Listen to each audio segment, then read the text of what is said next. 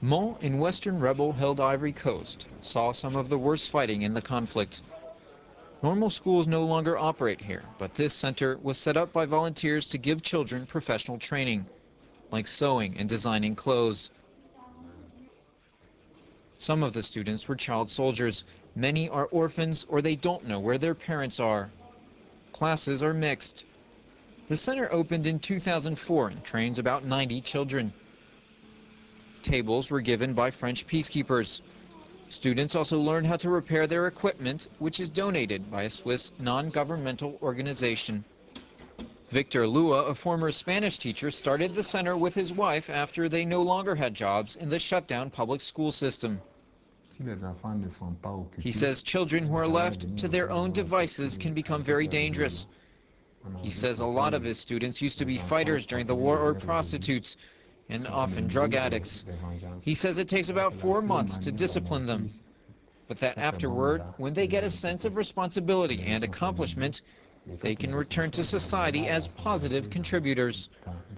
That's why we created this center, he says.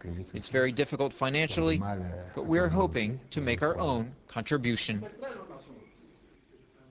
Classes are also given in electrical work, only boys here. In this class, one of the students sitting in the first row is Serge, a former child soldier. He says now he wants to become an electrician. He says it will be a much better occupation than being at war. During the fighting when he was 16, he said he killed a father and his children.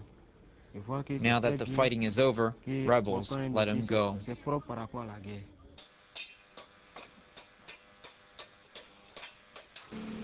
Classes are also given in car repair and carpentry. Some students are as young as 9.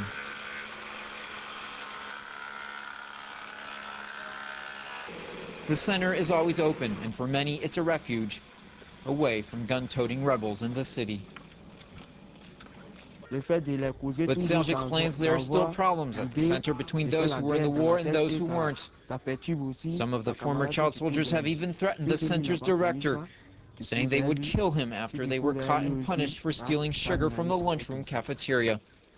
A little discipline, though, seems better than the idleness that afflicts the children in Mont. It's the only such center in a city of about 50,000.